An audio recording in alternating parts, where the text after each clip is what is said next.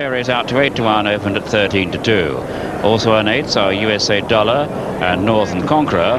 Brockton North is 12-1 from 10s, and Valiant Words the outsider 16-1. Cantering down there is Walter Swinburne, his upright canter to the start style on Barford Lad, who significantly is not wearing blinkers today. Barford Lad, who ran a bit of a stinker with blinkers for the second time, it was indeed at Ascot 5 weeks ago. Before that, with them fitted for the first time with most impressive results. And it's Cressilian the rail. Petoskey's choice in the dark colours. Here with a run on the outside is Champenoise. Barford Lad in the hoops going well. Wingfield just behind that one. Pushed along but trying to get a bit close to Self-Expression. Langtree Lady with a run on the outside of Awesome Power.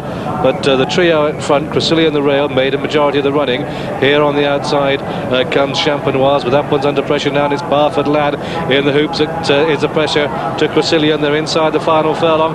Wingfield in the pale jacket gets room and absolutely starts to fly. It's Barford Lad and Cressilian who duel up towards the line, and Barford Lad's going to take it. Barford Lad beats Cressilian in the photo. After that game performance, Barford Lad ran a very different race at Ascot 9 days later, and he was last, or nearly last. In fact, I think he was last but one in the Victoria Cup. Obviously didn't run at all, didn't show anything like the same form. So I think the ground was probably a bit soft for him then, John. Could be, could easily be. In any case, as you see, they're running him without blinkers today, and we'll see what happens.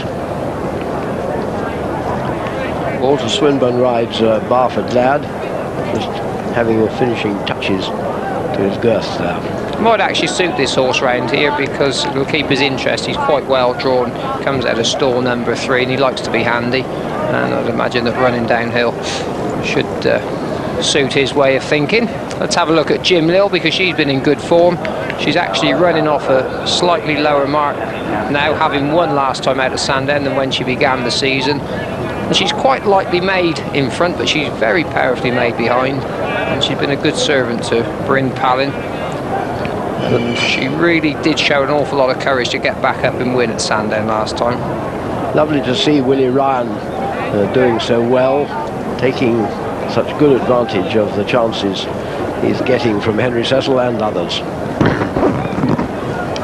Let's have a look at Willie Carson's mount, the grey Jokist. This very experienced 9-year-old. This in fact is his 71st race, Jokist, and he's won 10 of them already, and didn't run at all badly last time. In fact, ran very promisingly, really, behind Tea Dust at Lingfield.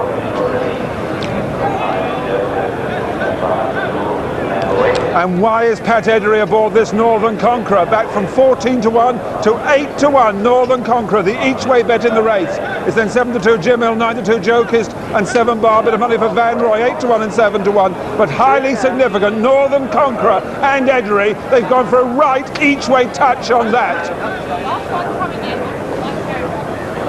Last horse into the stalls is Brown Fairy, and she normally comes from off the pace. For this ARC Handicap, it's over a mile, they break away, and Northern Brown Fairy just missed a kick a little bit. Jim Lill through on the rails, and Valiant Words are the first two to show, with Barford Lad showing third, and then Van Roy the rail on the inside of the Great Jokist. Wide of these is Rockton North, and a length back to Brown Fairy, and behind Brown Fairy is Northern Conqueror, and it's USA Dollar who is just trailing them by about 4 to 5 lengths as they go to the top of the hill and make their run down towards the 6 furlong marker. And as they do so, it's Valiant Words just leading from Barford Lad and Jim Lill, and then Rockton North as they pass the 6, followed by Jokist and then Van Roy, and behind that one is Brown Fairy. And old USA Dollar is making a bit of ground on the outside of Northern Conqueror, who's sharing last place as they pass the 5. From the front then, Valiant Words dominating.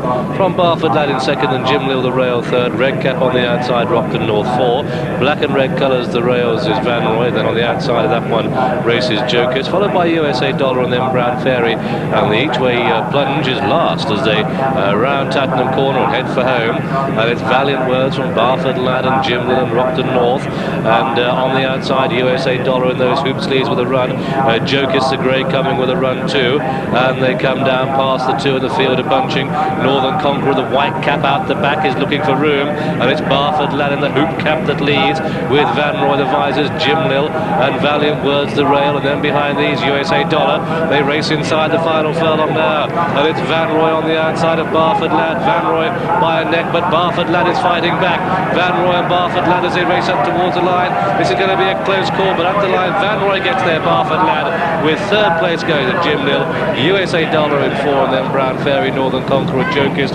But behind these Valiant Words who made the running, and last of all was the top weight Rockton North. The result then of this, the ARC Handicap, it's a win for number 8, Van Roy, in the